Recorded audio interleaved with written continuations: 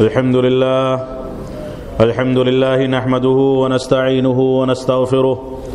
ونعوذ بالله من شرور أنفسنا ومن سيئات أعمالنا من يهده الله فلا مضل له ومن يضلل فلا هادي له وأشهد أن لا إله إلا الله وحده لا شريك له وأشهد أن محمدا عبده ورسوله أما بعد فإن خير الحديث كتاب الله وخير الهدي هدي محمد صلى الله عليه وسلم وشر الأمور محدثاتها وكل محدثة بدعة وكل بدعة ضلالة وكل ضلالة في النار فأعوذ بالله السميع العليم من الشيطان الرجيم بسم الله الرحمن الرحيم وعد الله الذين آمنوا وعملوا الصالحات ليستخلفنهم في الأرض كما استخلف الذين من قبلهم وقال النبي صلى الله عليه وسلم لا تزال طائفة من أمتي ظاهرين على الحق لا يضرهم من خذلهم رواه الترمذي وابن ماجہ وصححہ الالبانی۔ محترم سامعین کرام، بزرگان دین، نوجوانان ملت اسلامیہ اور خواتین اسلام، اللہ رب العالمین نے ہم کو مسلمان بنایا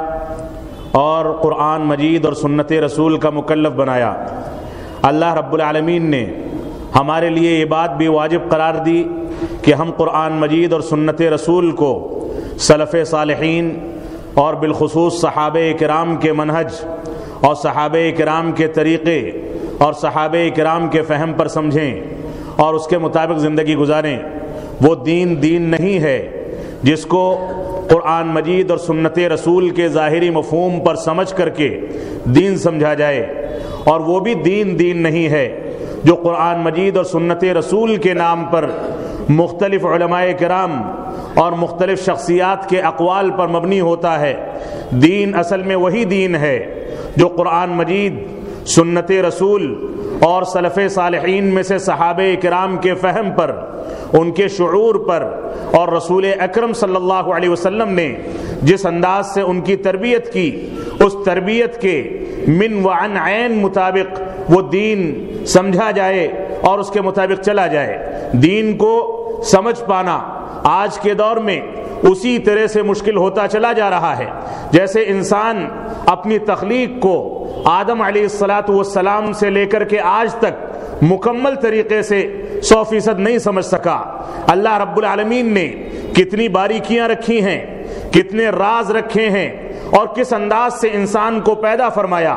کس انداز سے دنیا ترقی کرتی ہے، کس انداز سے دنیا میں رہنا چاہیے، یہ ساری کی ساری مکمل داستان ہے جس کو سمجھ پانے میں انسان نقل و شعور کے باوجود کہیں نہ کہیں ناکام نظر آتا ہے۔ اسی طرح سے مسلمانوں نے آج کے دور میں دین کو بعض شخصیات کے ساتھ خاص کر کے،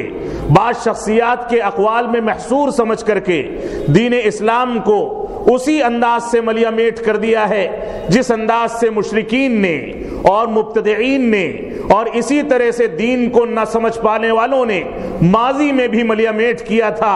اور آج بھی نیست و نابود کر رہے ہیں اور قیامت تک نیست و نابود کرتے رہیں گے۔ رسول اکرم صلی اللہ علیہ وسلم کے عہد مبارک میں جو چیز دین تھی وہی آج دین ہے، اور دینی ترقی اور دنیاوی ترقی میں یہی بنیادی فرق ہے کہ انسان دینی ترقی کے لیے آگے نہ بڑھے، آگے کے دور میں نہ جائے، علماء کرام کے ان اقوال کو نہ دیکھے جو قرآن مجید یا سنت رسول یا سلف صالحین کے فہم کے خلاف ہیں، بلکہ دین اسلام کو سمجھنے کے لیے انسان پر واجب اور ضروری ہے، انسان کے لیے لازمی ہے کہ وہ پیچھے ہٹے، اتنا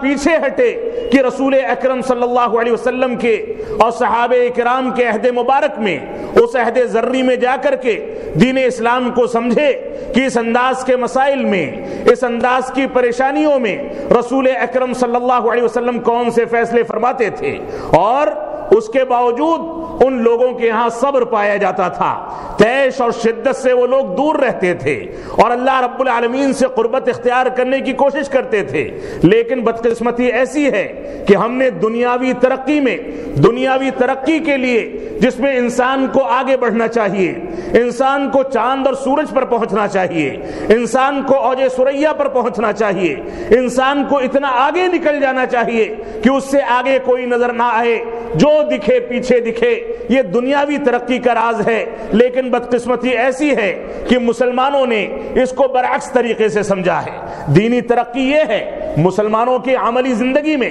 کہ وہ دینی ترقی کے لیے آگے بڑھتے ہیں، دینی ترقی کے لیے موجودہ دور کی تعویلات کو دیکھتے ہیں، دینی ترقی کے لیے موجودہ دور کی تعویلات اور توجیحات کو دیکھتے ہیں، دینی ترقی کے لیے موجودہ دور کے جذبات اور شدت پسندی کو دیکھتے ہیں، دینی ترقی کے لیے وہ لوگ موجودہ دور کے اقوال کو تلاش کرتے ہیں، اور دنیاوی ترقی کے لیے اتنا پیچھے ہیں، اتنا پیچھے ہیں کہ اپنے اسلاف کو انہوں نے بھلا دیا۔ وہ ترقی کرنے کے بجائے تنزلی میں چلتے چلے گئے، ان کے بچے تعلیم حاصل نہیں کرتے، وہ دنیاوی ترقی کے لیے پاکیزہ وسائل اختیار نہیں کرتے، وہ دنیا میں آگے بڑھنے کے لیے ایسے وسائل اختیار نہیں کرتے جو وسائل ان کو دنیا میں آگے بڑھا سکیں، اور دنیاوی وسائل کو اختیار کرنے کے نتیجے میں جب ان کے پاس مال و دولت آئے، دنیاوی وسائل کو اختیار کرنے کے نتیجے میں جب وہ اقتصادی اور تجارتی لحاظ سے مضبوط ہوں، تو اس مضبوطی کو،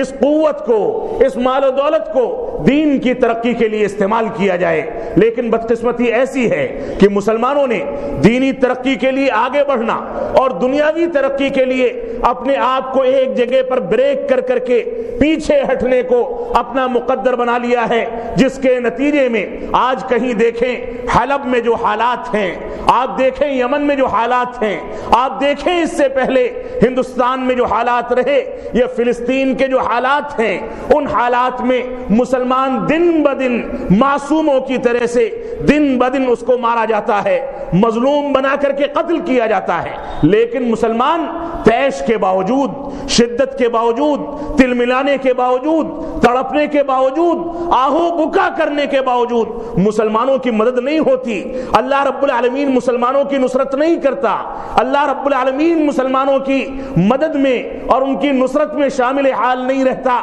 اس کے کیا اسباب ہیں؟ کون سے اسباب ہیں کہ ہم نے اللہ رب العالمین کو بھی کھو دیا؟ کون سے اسباب ہیں کہ ہم نے دین کو تو چھوڑا ہی، دنیا کو بھی چھوڑ دیا؟ کون سے ایسے اسباب ہیں جن کی بنیادوں پر دن و رات کہیں کسی کو حلب بنایا جاتا ہے، کسی کو یمن بنایا جاتا ہے، کسی کو مصر بنایا جاتا ہے، کسی کو گجرات بنایا جاتا ہے، کسی کو ہندوستان بنایا جاتا ہے؟ کبھی مظفر نگر میں دنگے ہوتے ہیں، کبھی بابری مسجد منہدم کی جاتی ہے، کبھی فلسطین کے حالات بگاڑے جاتے ہیں۔ کون سے ایسے اسباب ہیں جن کی بنیادوں پر مسلمان دنوں رات صرف اس کا مقدر یہی بن کر کے رہ گیا ہے کہ مسلمان دنوں رات اپنی ماؤں اور بیٹیوں کی عزت و آبرو کے ساتھ کھلواڑ ہوتا دیکھے، دنوں رات دیکھے کہ اس کے مسلمان بھائی سیریا کے اندر قتل کیے جا رہے ہیں، دنوں رات اس بات کا مشاہدہ کرے کہ اس کے مسلمان بھائی بہن اور چھوٹی چھوٹی بچیاں، اس کی بہنیں، اس کی مائیں اور اس کی وہ خواتین جو عزت دار زندگی گزارنے کی حقدار ہیں، ان کو فلسطین میں اور کبھی سیریا میں اس طرح سے گھیر کر کے مارا جاتا ہے کہ مسلمان یہاں پر آہو بکا کرنے کے باوجود ان کا کچھ کام نہیں کر پاتا، ان کے لیے دعائیں کرتا ہے، دعائیں بھی قبول نہیں ہوتی، ان کے لیے آہو بکا کرتا ہے، آہو زاری کرتا ہے، لیکن اس کو بھی اللہ رب العالمین نہیں سنتا۔ کون سے اسباب ہیں؟ آخر کون سے اسباب ہیں جن کی بنیادوں پر ہم اتنا دور چلے گئے؟ کون سے اسباب ہیں کہ ہم چلتے پھرتے مردے کی شکل میں چلتے بھی ہیں اور بیٹھتے بھی ہیں، سوتے بھی ہیں، لیکن ہماری مثال ایک مردے کی طرح سے ہے، مردے سے زیادہ کچھ نہیں۔ اس سلسلے میں ہمارے علماء نے جو رہنما اصول ذکر کیے ہیں قرآن مجید اور سنت رسول اور صحابہ کرام کے منہج کی روشنی میں، میں آج کے خطبہ جمعہ میں آپ کے سامنے ان کا تذکرہ کرنا چاہوں گا اور حالات حاضرہ پر تھوڑا سا تبصرہ کر کے خطبہ خطبے جمعہ کو ختم کرنا چاہوں گا. آپ دیکھیں سیریا کے جو حالات چل رہے ہیں, 5 سے 6 سال گزر گئے, تقریباً 5 سے 6 لاکھ بلکہ اس سے زیادہ سنیوں کو وہاں قتل و خوریزی کر کے نیست و نابود کر دیا گیا. کتنی ایسی مائیں ہیں, کتنی ایسی خواتین ہیں, کتنی ایسی بچیاں اور بچے ہیں, معصوم دودھ پیتے بچے, جن کو جس طرح سے روہنگیا میں اور برما میں مارا گیا, جن کو مختلف علاقوں میں مارا گیا, انہی لوگوں کو اسی طرح سے کہیں جلایا جاتا ہے, کہیں نیست و نابود کیا جاتا ہے, کہیں بمباری کر کے ان کو تباہ و برباد کیا جاتا ہے, کہیں ان کے گھروں میں ڈائنامائٹ لگا کر کے اور نہ جانے کون کون سی چیزیں لگا کر کے ان کو ختم کر دیا جاتا ہے. یہ سارے کے سارے حالات مسلسل دیکھنے میں آتے ہیں. اور 5 یا 6 سال سے سیریا میں جو حالات ہیں, صحابہ کرام کو گالیاں دینے والوں نے, قرآن مجید کو ناقص قرار دینے والوں نے, صحابہ کرام کی توہین کرنے والوں نے, اور اسی طرح سے حضرت علی رضی اللہ تعالیٰ عنہ کو مولا اور اللہ رب العالمین کا درجہ دینے والوں نے, جن کا نام لینے کی ضرورت نہیں ہے, بار بار نام لیا گیا ہے, ان لوگوں نے جس طرح سے قرآن و سنت کے حاملین کو, قرآن مجید اور سنت رسول کا احترام کرنے والوں کو, صحابہ کرام کا احترام کرنے والوں کو, چاہے وہ بچے ہوں, چاہے بوڑھے ہوں, چاہے عورتیں ہوں, چاہے مرد ہوں, چاہے کمزور ہوں, چاہے مضبوط ہوں, ان لوگوں کو جس طرح سے قتل و خوریزی کے ذریعے تباہ و برباد کیا ہے, یہ پوری ایک داستان ہے. تقریباً 5-6 لاکھ افراد, سنی افراد اس درمیان قتل کر دیے گئے. اس کے باوجود ہمارے ملک میں اور پوری دنیا میں ایسے افراد موجود ہیں جو ان لوگوں کے ساتھ اتحاد و اتفاق کا نعرہ لگاتے ہیں. ایسے افراد موجود ہیں جو ان لوگوں کے ساتھ چلنے اور ان کی کانفرنسوں میں شرکت کرنے کو اپنے لیے فخر سمجھتے ہیں. ایسے افراد موجود ہیں جو ایران جا کر وہاں پر بیٹھ کر اہل سنت کے خلاف جن مجلسوں میں, جن کانفرنسوں میں, جن پروگراموں میں سازشیں ہوتی ہیں, ان کے شریک کار ہو کر کے اس جرم میں ملوث ہو کے وہ امت اسلامیہ کی ہیبت کو, امت اسلامیہ کی غیرت کو اور امت اسلامیہ کی حمیت کو بیچتے ہیں. نعوذ باللہ من ذالک. ایسے لوگوں کو عقل کے ناخون لینے چاہیے. وہ لوگ جو ایران کی مدد سے, وہ لوگ جو امریکہ اور اسرائیل کی مدد سے, وہ لوگ جو آج کے دور میں مختلف انداز کی حکومتوں اور ظالم و جابروں کی مدد سے سیریا کے اندر مسلسل ایک حاکم کو محفوظ کرنے کے لیے, بشار الاسد کی حکومت کو محفوظ کرنے کے لیے مسلسل 5 سال سے ظلم و جور کر رہے ہیں, کیا یہ لوگ مجرم نہیں ہیں؟ یہ لوگ مجرم ہیں اور کھلے مجرم ہیں, اسلام دشمن ہیں. چاہے وہ ایران ہو, چاہے امریکہ ہو, چاہے اسرائیل ہو, چاہے برطانیہ ہو,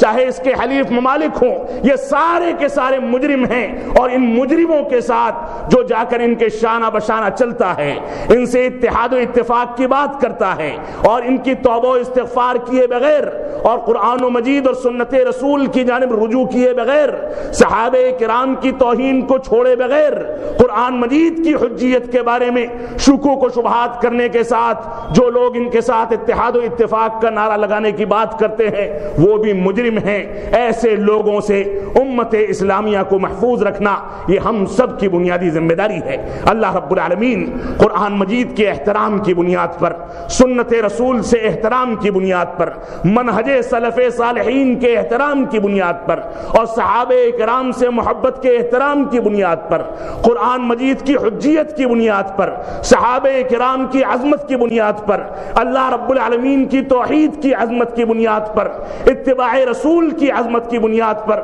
ہم لوگوں کو ایک دوسرے میں اتحاد پیدا کرنے, اتحاد و اتفاق کے ساتھ آگے بڑھنے کی توفیق عطا فرمائے. ہم اسی بنیاد پر آگے بڑھیں گے تو بڑھ پائیں گے. آپ دیکھیں وہاں پر یہ صورتحال ہے حلب کے اندر اور حلب کے اس علاقے کے اندر جو زیادہ سے زیادہ 2-3 کلومیٹر کے اندر پھیلا ہوا ہے. پورے کے پورے ملک کو دھیرے دھیرے محصور کیا گیا اور اب تقریباً 50,000 ایسے سنی افراد جو بشار الاسد کی حکومت کے خلاف آواز اٹھا رہے تھے, ان کو اس علاقے میں محصور کر کے نوبت یہاں تک آ گئی ہے کہ ٹویٹ پر اور اسی طرح سے سوشل میڈیا پر ہماری مائیں وہاں سے فتویٰ طلب کرتی ہیں, وہاں سے پوچھتی ہیں, ہماری خواتین فتوے پوچھتی ہیں کہ کیا خودکشی کرنا جائز ہے, عصمت دری سے محفوظ رہنے کے لیے، اپنی عزت کو محفوظ کرنے کے لیے ہماری ماؤں کی، ہماری بہنوں کی، ہماری خواتین کی نوبت یہاں تک آ جائے کہ وہ لوگ فتویٰ دریافت کریں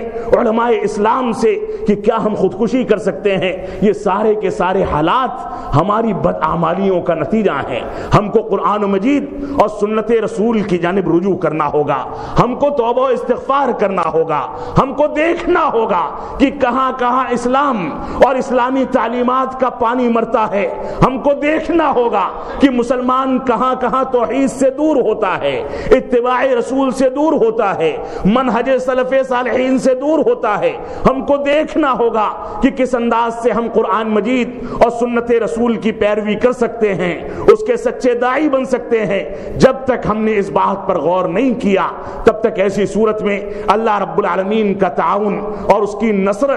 نصرت ہمارے ساتھ نہیں ہو سکتی ہے۔ آپ دیکھیں وہاں سے ایک 7 سال کی بچی اپنی ماں کے موبائل کے ذریعے ٹیوٹ کرتی ہے اور کہتی ہے کہ شاید یہ میرا آخری پیغام ہے، میرا آخری پیغام ہے، اس کے بعد میں پیغام نہیں دے پاؤں گی، یہ لوگ مجھ کو مار ڈالیں گے، یہ میرا آخری پیغام ہے۔ وہ 7 سالہ بچی یہ کہتی ہے کہ مجھ کو تعجب ہے کہ میں اب تک کیسے زندہ ہوں، میں تعجب کر رہی ہوں کہ میں کیسے زندہ ہوں۔ اور تھوڑی دیر کے بعد پیغام دیتی ہے کہ میرا باپ زخمی حالت میں تلملا رہا ہے اور میں رو رہی ہوں۔ یہ حالت ہے ہمارے اعمال کے نتیجے میں۔ اللہ رب العالمین ہم کو قرآن مجید اور سنت رسول کی جانب رجوع کرنے کی توفیق عطا فرمائے۔ وہ حالات ہیں، انہی 5 سالوں کے اندر ایسے حالات بھی گزرے ہیں کہ فوجیوں نے کن پٹیوں پر بندوق رکھ کے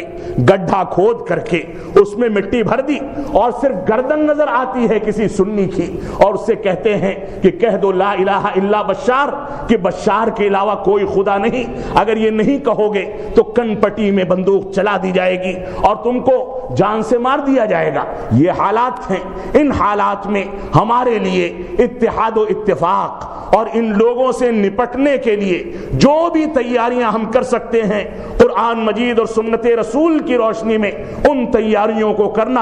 اس کے لیے کمر بستہ ہونا، اپنے بدعمالیوں کو چھوڑنا، برائیوں کو چھوڑنا اور بالخصوص شرکیات اور بدعات کو چھوڑنا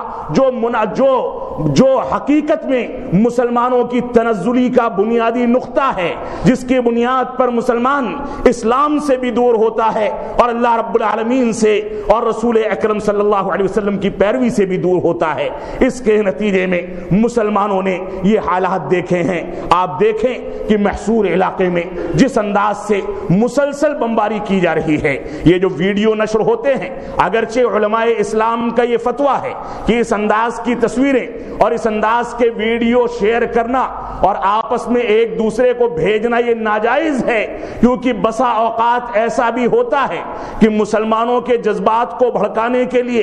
دشمنان اسلام اس انداز کی فرضی تصویریں اور فرضی ویڈیوز بنا بنا کر مسلمانوں میں پھیلاتے ہیں کہ مسلمان اپنے بنیادی مقصد سے ہٹ کر کے، مسجدوں سے تعلق توڑ کر کے قرآن مجید اور سنت رسول پر عمل پیرا ہونے کا وقت نہ پائے، بلکہ اسی جذباتیت میں اور اسی شدت میں اور اسی جذباتیت کی رو میں بہہ کر کے پوری زندگی اس کی تباہ و برباد ہو جائے۔ اس وجہ سے اس وقت کے عالم اسلام کے معروف مفتی اور صف اول کے علماء کرام میں جن لوگوں کا شمار ہوتا ہے، ان لوگوں کا یہ فتویٰ ہے کہ اس انداز کی تصویریں آپس میں شیئر نہ کی جائیں، اس سے بے چینی بڑھتی ہے۔ اگر حالات معلوم ہوتے ہیں اور باوثوق ذرائع سے آج کل کے ظالم میڈیا کے ظلم و جور کے باوجود اگر کسی طرح سے یہ حالات ہم تک آتے ہیں تو ایسی صورت میں ہماری ذمہ داری ہے کہ ہم قرآن و سنت کی پیروی کرتے ہوئے شب بیداری کریں،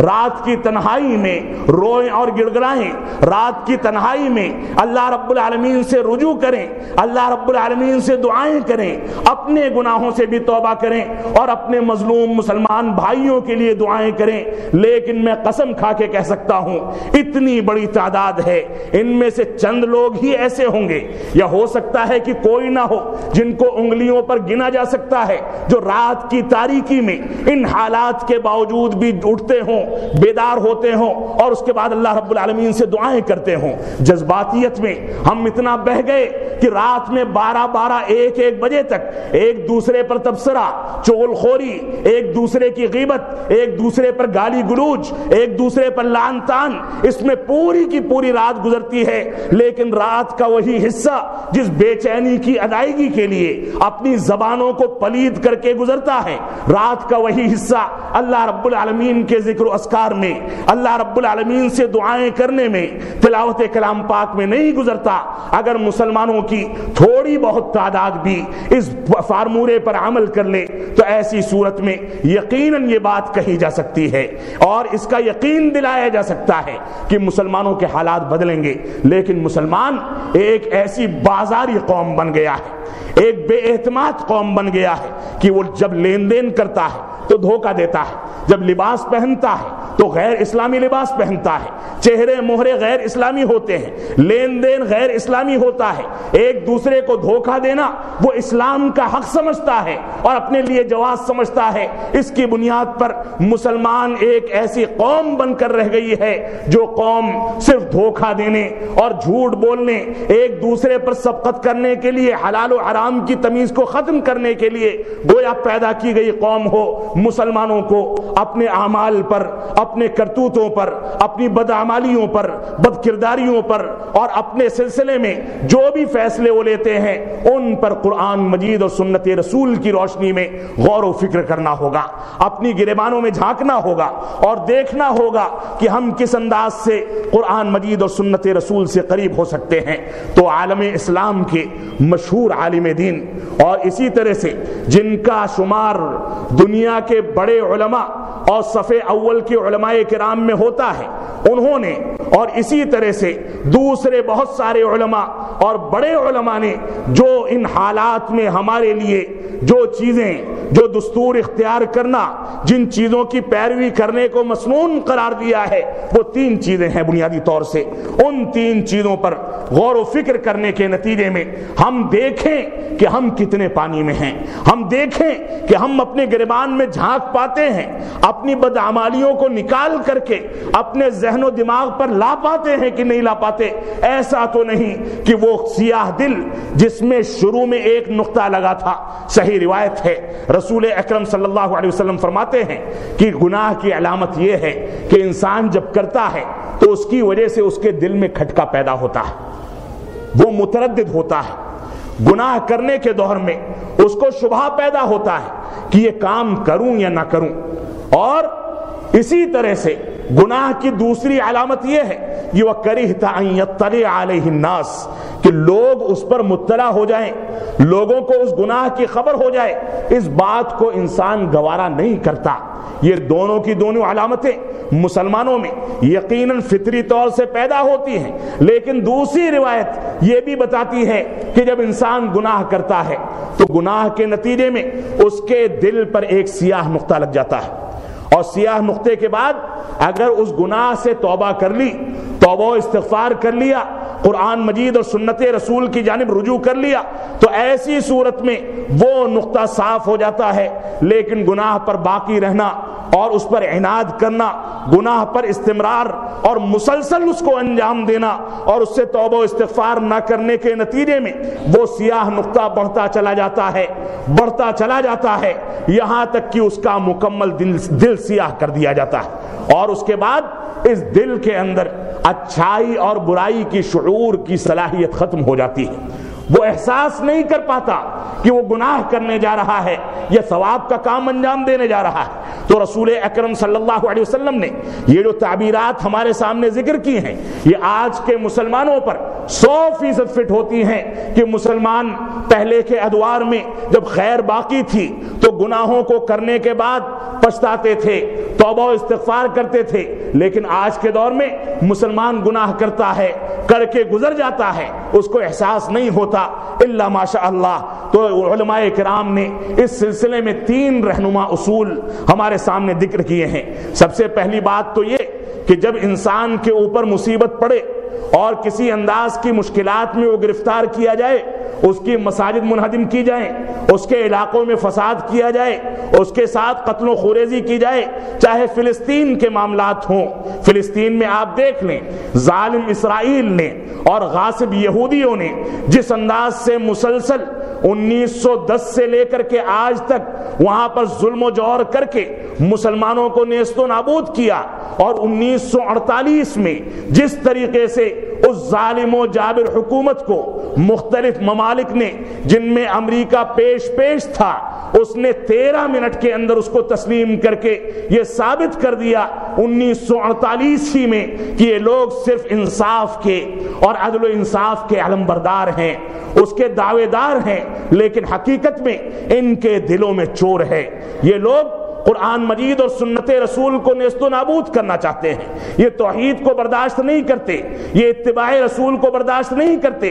تو فلسطین میں مسلسل مسلمانوں کی قتل و خوریزی، اور موجودہ دور میں حلب میں اور سیریا میں جس انداز سے مسلمانوں کو، سنیوں کو شیعہ حضرات نے قتل کر کے اور قرآن مجید اور سنت رسول کو نیست و نابود کرنے کی جو سازشیں کی ہیں، اس میں ہم کو یقین ہے کہ اللہ رب العالمین ان کو نہیں چھوڑے گا، لیکن ہمارے کرتوتوں اور بدعمالیوں کے نتیجے میں ان کی رسی کو ڈھیلا چھوڑا گیا ہے۔ تو علماء کرام کہتے ہیں کہ سب سے پہلے جب مشکلات پڑیں، انسان مشکلات میں اور مصیبتوں میں گرفتار کیا جائے اور مسلمانوں کو کسی انداز کے ظلم و جور کا سامنا کرنا پڑے، تو ایسی صورت میں مسلمانوں کی ذمہ داری ہے کہ وہ اپنے دینی معاملات میں اور دین پر تمسک اور دین پر جماؤ اور دین کے مطابق چلنے کے بارے میں غور و فکر کریں کہ انہوں نے کیا واقعی دین کو تھام رکھا ہے، یا دین ان کی دنیا سے، ان کی زندگی سے رخصت ہو کر کے رہ گیا ہے۔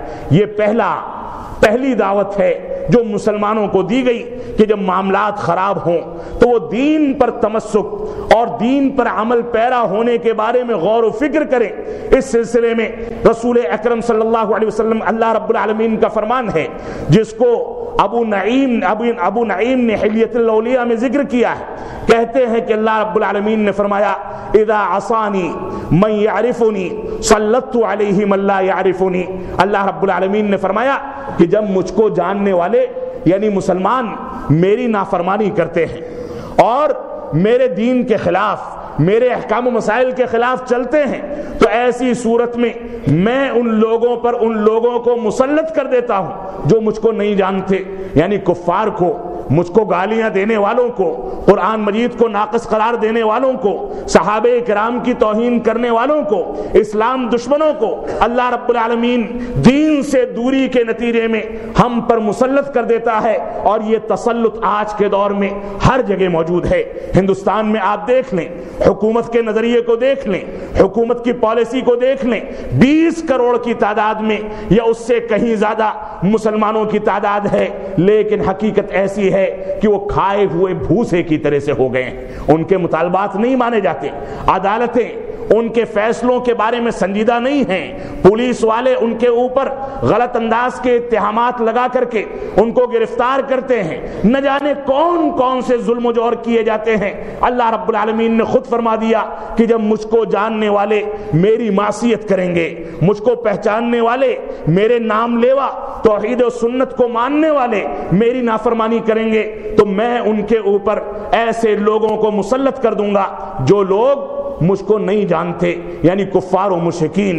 اسی طرح سے اللہ رب العالمین کا ارشاد ہے، فرمایا ان اللہ لا یغیر ما بقوم حتى یغیروا ما بانفسهم واذا اراد اللہ بقوم سوءا فلا مرد له وما لهم من دون اللہ من وال۔ سورہ رعد کی آیت کریمہ ہے، اللہ رب العالمین نے ارشاد فرمایا کہ اللہ رب العالمین اس قوم کی حالت اس وقت تک نہیں بدلتا جب تک قوم کے لوگ اور وہ افراد اپنی حالت کو خود بدلنے کی کوشش نہ کریں۔ اور اس کے بعد اللہ رب العالمین نے فرمایا جب اللہ رب العالمین کسی قوم کے ساتھ کسی انداز کی کسی برائی کا ارادہ کر لیتا ہے تو اس کا ارادہ بدلتا نہیں ہے، وہ تبدیل نہیں ہوتا۔ وما لهم من دون اللہ من وال، اور اللہ کے سوا ان لوگوں کا اس کا کوئی کارساز بھی نہیں ہوتا۔ یہ تبدیل کرنے والا اللہ کے علاوہ کوئی ہو بھی نہیں سکتا. اگر اللہ رب العالمین تبدیلی کرے گا تو تبدیلی آئے گی. اللہ رب العالمین حالات کو سدھارے گا تو حالات سدھریں گے. لیکن اللہ رب العالمین کو ہم نے کھو دیا. اللہ رب العالمین نے فرمایا, دوسری حدیث قدسی ہے, من عادى لی ولیا فقد آذنته بالحرب, جو میرے دوست سے کسی انداز کی دشمنی کا اعلان کرتا ہے, جو میرے دوستوں سے, میرے قرابت داروں سے اور مجھ سے قربت رکھنے والوں سے کسی انداز کی دشمنی کرتا ہے, فقد آذنته بالحرب, تو میں ان سے اعلان جنگ کرتا ہوں. آخر کون سے اسباب ہیں کہ اللہ رب العالمین کے اس وعدے کے باوجود آج مسلمان نہتا پڑا ہے. آج مسلمان بغیر کسی وسیلے کے اور بغیر کسی مدد کے اس انداز کی زندگی گزار رہا ہے جیسے گویا وہ چلتا پھرتا مردہ ہو. اس کے اسباب یہی ہیں کہ ہم نے اللہ رب العالمین کو اپنا ولی نہیں سمجھا. اللہ رب العالمین کی ولایت کے اور اللہ رب العالمین سے دوستی کے جو شرائط تھے ان کو مفقود کر دیا گیا. اس وجہ سے ہماری زندگی میں ناکامیاں, نامرادیاں اور اس انداز کے مصائب بڑھتے چلے جا رہے ہیں, اور یہ تب تک بڑھتے رہیں گے جب تک ہم رجوع کر کے اور پیچھے ہٹ کر کے قرآن مجید اور سنت رسول کی دنیا میں اور عہد رسالت میں پہنچ کر کے دین اسلام پر عمل پیرا نہ ہو جائیں. یہی ایک واحد راستہ ہے جس راستے کو اختیار کر کے ہم کامیاب ہو سکتے ہیں. تو اسی طرح سے اللہ رب العالمین نے یہ فرمایا کہ اللہ رب العالمین کسی قوم کی حالت اس وقت تک نہیں بدلتا جب تک وہ قوم اپنی حالت کو خود نہ بدل لے, اس کی کوشش نہ کرے, توبہ و استغفار کے ذریعے اچھائیوں کی جانب رجوع نہ کرے اور بدعات کو چھوڑ کر, شرکیات کو چھوڑ کر توحید اور سنت کی جانب رجوع نہ کرے, تب تک اللہ رب العالمین اس کی حالت کو نہیں بدلتا. اسی طرح سے دوسری ذمہ داری جو مسلمانوں کی ہے ان حالات میں, جس کو علماء کرام نے قرآن مجید اور سنت رسول کی روشنی میں ذکر کیا ہے, وہ ذمہ داری یہ ہے کہ ہمارے لیے ضروری ہے کہ ایسی قوت اور ایسے اسباب اور ایسے ذرائع پیدا کیے جائیں جن کے ذریعے سے دشمنان اسلام کا مقابلہ کیا جا سکے. اللہ رب العالمین کا فرمان ہے, وَأَعِدُّوا لَهُم مَّا اسْتَطَعْتُم مِّن قُوَّةٍ وَمِن رِّبَاطِ الْخَيْرِ تُرْهِبُونَ بِهِ عَدُوَّ اللَّهِ وَعَدُوَّكُمْ وَآخَرِينَ مِن دُونِهِمْ لَا تَعْلَمُونَهُمْ اللَّهُ يَعْلَمُهُمْ. سورہ انفال کی آیت کریمہ ہے. اللہ رب العالمین نے فرمایا کہ تم لوگ جتنی طاقت رکھتے ہو اتنی تیاری کر لو, اور اسی طرح سے گھوڑوں کو تیار رکھو, گھوڑے یعنی ہتھیار کو تیار رکھو, تاکہ اس کے ذریعے سے اپنے دشمنوں کو اور اللہ رب العالمین کے دشمنوں کے اوپر رعب ڈال سکو,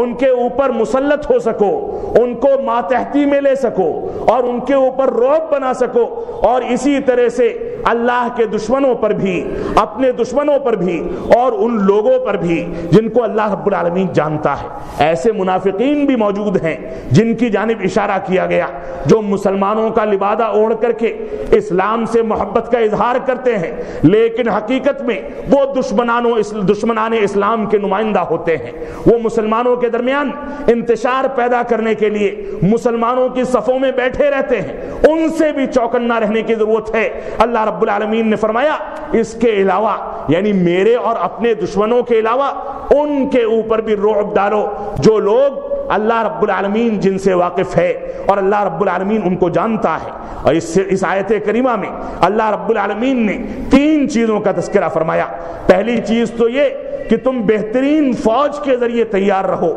مناسب اسلحہ کے ذریعے تیار رہو, اور اسی طرح سے کارگر قوت مدافعت کے ذریعے تم لوگ تیار رہو. یہ تینوں کی تینوں چیزیں یہ بنیادی شرطیں ہیں جو جہاد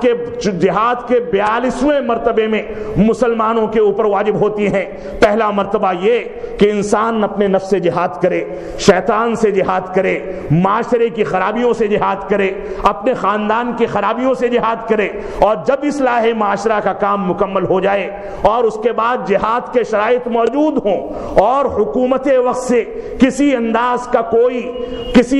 کا کوئی اڑنگا پیدا نہ ہو, کسی انداز کا کوئی شر پیدا نہ ہو, اور سارے کے سارے شرائط موجود ہوں، تو ایسی صورت میں مسلمانوں کے لیے ضروری ہے کہ اصلاح کی ذمہ داری کو نبھانے کے بعد ان چیزوں کی ذمہ داریوں کو نبھائیں جو مستقل موضوع ہے۔ اللہ رب العالمین نے اس آیت کریمہ کے اندر ان 3 چیزوں کا ذکر کیا، لیکن آپ بتا دیں کہ مسلمانوں کی کوئی حکومت ہو، مسلمانوں کا کوئی اجتماع ہو، مسلمانوں کی کوئی قوت ہو، کوئی طاقت ہو جس کے اندر یہ تینوں کی تینوں استعدادات اور یہ تینوں کی تینوں تیاریاں موجود ہوں، ایسا نہیں ہے۔ مسلمان کمزور ہو کر کے، نہتہ ہو کر کے اتنا مجبور ہو چکا ہے کہ وہ یہودیوں سے جو اسلام دشمن ہیں ان سے ہتھیار وصول کرتا ہے، ان سے ہتھیار خریدتا ہے۔ مسلمان اتنا نہتہ ہو چکا ہے کہ دشمنان اسلام اور دوستان اسلام کے بارے میں اس کو کسی انداز کی تفریق کا اندازہ نہیں۔ اس وجہ سے مسلمانوں کی ذمہ داری ہے، مسلمان حکومتوں کی ذمہ داری ہے کہ وہ قرآن مجید اور سنت رسول کے مطابق اپنے ملک کے اندر اصلاح کا کارنامہ انجام دیں۔ اصلاح معاشرہ کے بعد جو چیزیں ان پر واجب ہوتی ہیں ان چیزوں کو لاگو کریں، اور اس طریقے سے مرحلے کے لحاظ سے اسٹیپ بائی اسٹیپ وہ لوگ قرآن مجید اور سنت رسول کی پیروی کر سکیں۔ یہ مسلمان حکومتوں کی اور عوام کی بنیادی ذمہ داری ہے کہ مسلمان اس کے مطابق چلیں۔ تیسری چیز موجودہ حالات میں جو ہمارے اوپر واجب ہوتی ہے وہ اتحاد و اتفاق ہے۔ مسلمانوں کا آپسی انتشار کو ختم کر کے آپس میں قرآن مجید اور سنت رسول اور فہم سلف صالحین کی بنیادوں پر اتحاد کرنا۔ اللہ رب العالمین کا فرمان ہے وَاعْتَصِمُوا بِحَبْلِ اللَّهِ جَمِيعًا وَلَا تَفَرَّقُوا، اللہ رب العالمین کی رسی کو مضبوطی سے پکڑ لو۔ یہ رسی قرآن مجید اور سنت رسول کا دوسرا نام ہے۔ اللہ رب العالمین نے فرمایا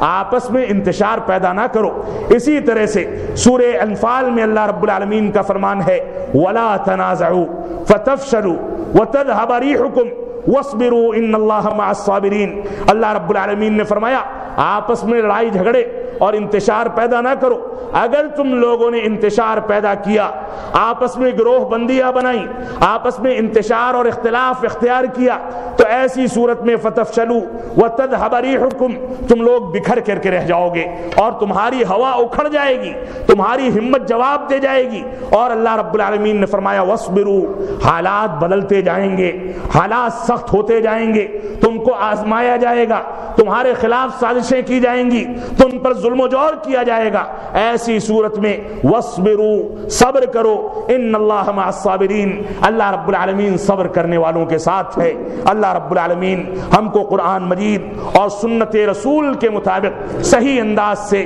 اسلام کی جانب رجوع کرنے کی توفیق عطا فرمائے۔ اور موجودہ دور میں جو حالات بنے ہیں، دشمنان اسلام نے جس انداز سے اہل اسلام کو، اہل توحید کو نیست و نابود کرنے کے لیے بیڑا اٹھا رکھا ہے، ایسی صورت میں ہم اللہ رب العالمین کی آیت کریمہ یریدون ان یطفئوا نور اللہ بافواہہم ویأبی اللہ الا ان یتم نورہ ولو کرہ الکافرون، اس آیت کریمہ کی تلاوت کر کے معاملات کو اللہ رب العالمین کے حوالے کرتے ہیں۔ اللہ رب العالمین نے فرمایا یہ لوگ چاہتے ہیں کہ اللہ رب العالمین کے نور کو، قرآن مجید اور سنت رسول کو اپنے پھونکوں سے بجھا دیں۔ اللہ رب العالمین نے تو قسم کھا رکھی ہے کہ وہ اپنے نور کو اور اپنے اسلام کو نیست و نابود نہیں ہونے دے گا۔ اللہ رب العالمین نے قسم کھائی ہے تو اللہ رب العالمین کی قسم جھوٹی نہیں ہو سکتی۔ اللہ رب العالمین نے یہاں تک فرمایا ان تنصر اللہ ینصرکم ویثبت اقدامکم، کہ اللہ رب العالمین تمہاری مدد کرے گا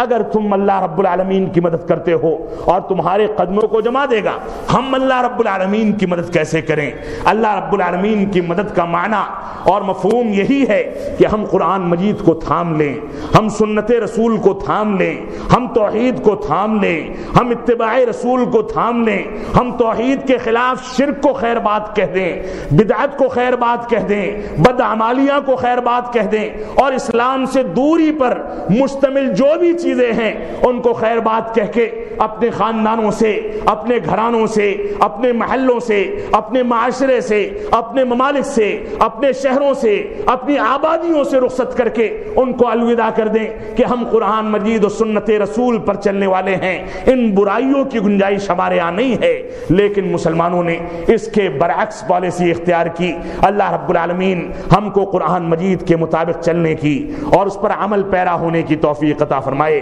ہم کو سنت رسول کو اختیار کرنے کی توفیق عطا فرمائے۔ ہم جب تک جئیں تب تک اسلام پر جئیں، جب ہمارا خاتمہ ہوتی ایمان پر ہو۔ جو آیت کریمہ شروع میں تلاوت کی گئی اس میں اللہ رب العالمین نے وعدہ فرمایا ہے کہ وعد اللہ الذین آمنوا وعملوا الصالحات لیستخلفنہم فی الارض کما استخلف الذین من قبلہم وليمکنن لہم۔ اللہ رب العالمین نے سورہ نور کی اس آیت کریمہ میں ارشاد فرما دیا کہ ہم نے وعدہ کیا ہے ان لوگوں سے جن لوگوں کو دنیا میں غلبہ عطا کریں گے، وہ لوگ اگر ایمان اور اعمال صالحہ کے مطابق چلتے رہے اور ہمارے دین کے مطابق دنیا کے اندر انہوں نے زندگی گزاری اور ہماری شریعت کو اختیار کیا، بدعات کو چھوڑا، توحید کو اختیار کیا، شرکیات کو چھوڑا، تو اللہ رب العالمین نے فرمایا کہ لَيُمَكِّنَنَّ لَهُمْ فِي الْأَرْضِ، کہ ان لوگوں کو زمین کے اندر اللہ رب العالمین غلبہ عطا فرمائے گا، زمین میں حکومت عطا فرمائے گا، زمین میں غلبہ عطا فرما کے عزت کی زندگی عطا فرمائے گا۔ لیکن اخیر میں فرمایا یعبدوننی لا یشرکون بی شیئا۔ آیت کریمہ کی اخیر میں بتایا گیا کہ صرف میری عبادت کریں، میرے ساتھ کسی کو شریک نہ ٹھہرائیں، اجمیر میں جا کے سجدے نہ کریں، نظام الدین میں جا کے منتیں نہ مانگیں، دعائیں نہ مانگیں، قبروں کو پختہ نہ بنائیں، قبروں کے اوپر بیٹھ کر تلاوت نہ کریں، قبروں کو ایک بالش سے زیادہ اونچا نہ کریں، قبروں پر چونا گٹ نہ کریں۔ شرکیات کی جو بھی قسمیں ہیں، چاہے غیر اللہ کی قسم کھانا ہو، چاہے تعویذ گنڈے ہوں، ان ساری کی ساری چیزوں کو چھوڑ کر کے اس سے توبہ و استغفار کریں، توحید کی جانب رجوع کریں۔ اللہ رب العالمین نے فرمایا کہ اگر صرف میری عبادت کی، لا یشرکون بی شیئا، اور میرے ساتھ کسی کو شریک نہیں ٹھہرایا، تو ایسی صورت میں اللہ رب العالمین مسلمانوں کو غلبہ عطا فرمائے گا۔ یہ بنیادی شرط ہے اور یہ شرط آج کے دور میں مفقود ہے۔ آپ عربوں میں دیکھ لیں، شرکیات کا فتنہ عربوں میں بھی پنپنے لگا۔ آپ دیکھ لیں ہندوستان میں ہر گلی میں مزار بنائے جاتے ہیں۔ آپ دیکھ لیں مسلمانوں کا ایک طبقہ ایسا موجود ہے جو مکہ مکرمہ میں حج کرنے بھی جاتا ہے تو اس کی ریلیاں اور اس کا ٹریول ایجنٹ اس کے لیے بغداد کا وایا ہو کر کے اس کے لیے ٹکٹ بک کرتا ہے کہ عبد القادر جیلانی کی قبر پر وہ کچھ منتیں مانگ سکے، کچھ انداز سے جا کر کے دعائیں کر سکے۔ نعوذ باللہ من ذالک۔ اللہ رب العالمین کے ساتھ اگر شریک ٹھہرایا گیا، چاہے اس کی ربوبیت میں، چاہے الوہیت میں، چاہے اسماء و صفات میں، تو اللہ رب العالمین کو یہ چیز برداشت نہیں ہے، اور اسی کی بنیاد پر آج مسلمان زوال کا شکار ہے۔ اللہ رب العالمین ہم کو اس زوال سے باہر نکلنے کے لیے توحید کو اختیار کرنے، اتباع سنت کو اختیار کرنے کی توفیق عطا فرمائے۔ ہم جب تک جئیں تب تک اسلام پر جئیں، جب ہمارا خاتمہ ہوتی ایمان پر ہو۔ بارک اللہ لنا ولکم فی القرآن المجید ونفعنی وإیاکم بالآیات والذکر الحمید، انہ تعالی جواد کریم ملک بر الرؤوف الرحیم۔